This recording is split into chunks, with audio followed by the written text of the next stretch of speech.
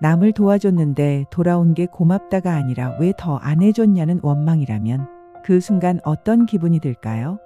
선의로 베풀었는데 오히려 마음이 더 무너져 내리고 다시는 돕지 말아야지 다짐하게 되는 순간들.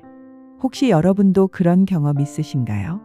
왜 나는 돕고 나서 더 외롭고 더 상처받을까요? 오늘 인생 리셋 상담소에서는 바로 그 착한 마음 뒤에 숨어있는 심리의 함정을 풀어보고 상처 없이 돕는 방법, 섭섭하지 않게 관계를 지키는 지혜를 함께 나눠보겠습니다. 우리가 남을 도와주고 난 뒤에 섭섭함이나 원망을 듣는 이유는 단순하지 않습니다. 그 안에는 몇 가지 심리적 메커니즘이 숨어 있습니다. 1. 도움 뒤에 생겨나는 기대치.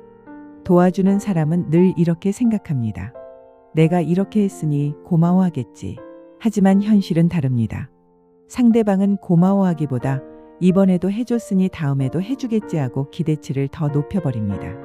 결국 도움은 감사가 아니라 의무처럼 변해버립니다. 2. 받는 사람의 부채감 회피. 도움을 받은 사람은 마음속 깊이 빚졌다는 감정을 느낄 때가 많습니다. 그런데 그 빚이 불편해서 오히려 그 감정을 부정하고 원망으로 바꾸기도 합니다. 내가 부탁한 것도 아닌데 왜 이렇게 크게 생각하지? 라는 식으로 자기 합리화를 하는 거죠. 3. 호혜성의 불균형, 주고받는 균형이 깨질 때. 심리학에서는 이를 호혜성의 불균형이라 부릅니다. 관계가 건강하려면 주는 만큼 받는다는 균형이 필요한데 이 균형이 깨지면 관계는 부담과 서운함으로 바뀝니다. 도와준 사람은 내가 더 줬다는 불만, 도움받은 사람은 계속 받아야 한다는 압박, 이는 결국 원망과 갈등으로 번집니다. 4. 나의 진심과 상대의 해석 차이. 나는 순수한 마음으로 했다고 생각하지만 상대방은 다르게 해석할 수 있습니다. 예를 들어 자녀를 도와주고 싶어서 한 행동이 자녀에게는 간섭처럼 느껴질 수 있습니다. 내 마음은 사랑이었는데 상대는 간섭으로 해석하는 순간 갈등이 생기는 겁니다. 5. 도움 주는 사람의 인정 욕구. 사실 우리가 누군가를 도울 때 마음속 깊은 곳에는 인정받고 싶은 욕구가 숨어 있는 경우가 많습니다. 내가 이렇게 해줬으니 고마워하겠지. 이 정도 했으면 나를 좋은 사람으로 봐주겠지. 이런 무의식적인 기대가 충족되지 않을 때 섭섭함은 더 커집니다. 특히 중년 이후에는 내가 아직도 누군가에게 필요하다는 느낌이 중요하기 때문에 도움을 통해 존재감을 확인하려는 심리도 강해집니다. 그런데 상대방이 이를 당연시하거나 무심하게 반응하면 돕는 사람 입장에서는 내 진심이 무시당했다는 배신감으로 바뀌는 겁니다. 예를 들어 55세 박모 씨는 학교 동문 모임에서 후배들을 자주 챙겼습니다. 동문 모임에서도 후배들을 챙기고 밥과 술도 사고 개인적인 고민 상담도 들어주며 좋은 선배라는 말을 듣고 싶었던 거죠. 하지만 후배들이 시간이 지나면서 그의 도움을 당연시 여기고 오히려 부탁만 늘어나자 박 씨는 깊은 상실감과 분노를 느꼈습니다. 결국 도와주는 마음의 밑바닥에는 인정받고 싶은 나의 욕구가 있었다는 걸 깨달은 겁니다. 전문가들은 남을 도와주고 원망을 듣는 현상을 이렇게 설명합니다.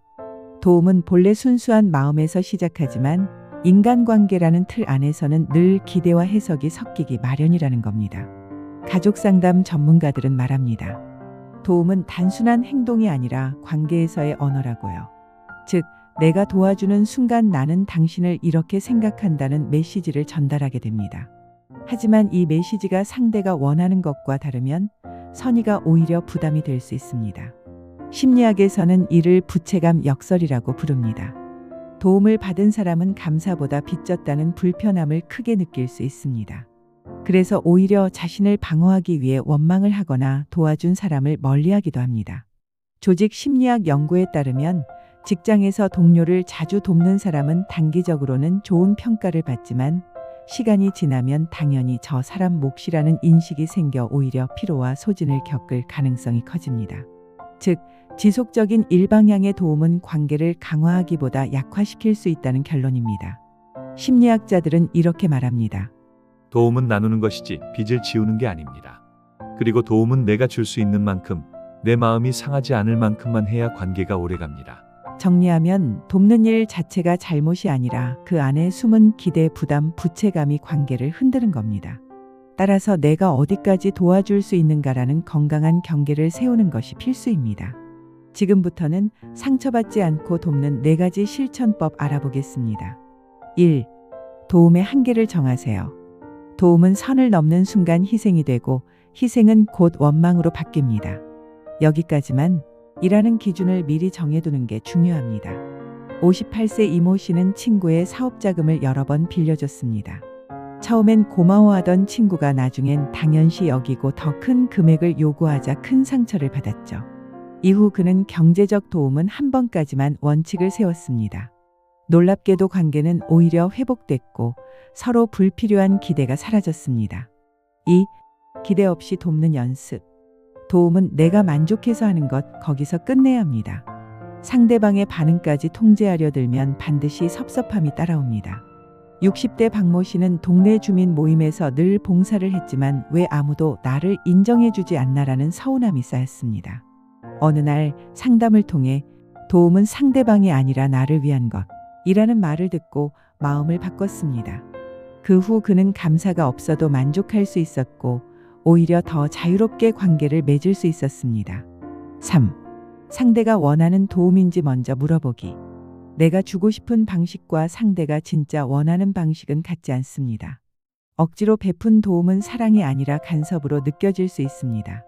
한 어머니는 늘 아들을 위해 도시락을 싸주며 좋은 일을 한다고 믿었습니다. 하지만 아들은 오히려 엄마가 내 삶을 통제한다고 불편해했습니다. 그 후 어머니가 필요할 때 말해라고 말하고 나니 아들은 훨씬 편안해졌고 관계도 부드러워졌습니다. 4. 내 삶을 우선하기. 도움은 나눔이지 희생이 아닙니다.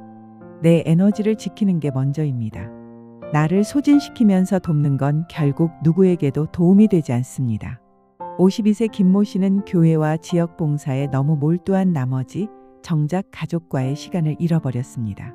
그 결과 자녀들과 갈등이 커졌죠. 이후 그는 봉사 시간을 줄이고 가족과 저녁 시간을 보내기 시작했습니다. 그러자 오히려 삶이 균형을 되찾고 돕는 일도 더 즐거워졌습니다. 도움은 선을 긋고 기대를 내려놓고 상대에게 확인하고 내 삶을 먼저 돌볼 때 비로소 진짜 관계에 힘이 됩니다. 오늘 영상 보시면서 여러분은 어떤 순간에 도와주고도 상처받았다는 경험이 있으셨나요? 댓글에 이렇게 남겨주세요. 앞으로는 누구를 도우면서 기대를 내려놓겠습니다. 앞으로는 어디까지는 선을 정하겠습니다. 여러분의 경험과 다짐이 또 다른 시청자들에게 큰 힘이 됩니다. 함께 나눠주세요. 남을 돕는다는 건 참 소중한 일이지만 그 과정에서 상처를 받았다면 결코 여러분이 잘못한 게 아닙니다. 그저 인간관계 안에서 자연스럽게 생길 수 있는 불균형일 뿐입니다. 도움은 나눔이지 빚이 아니고 희생이 아니라 선택입니다. 내가 줄 수 있는 만큼만, 내 마음이 상하지 않을 만큼만 주는 게 진짜 지혜입니다. 그리고 무엇보다 중요한 건 내가 나의 삶을 먼저 지켜내는 것입니다. 내가 단단해야 누군가를 더 따뜻하게 도울 수 있습니다. 오늘도 인생 리셋 상담소가 여러분 곁에서 마음을 응원합니다. 함께라면 우리는 더 가벼워지고 더 따뜻해질 수 있습니다.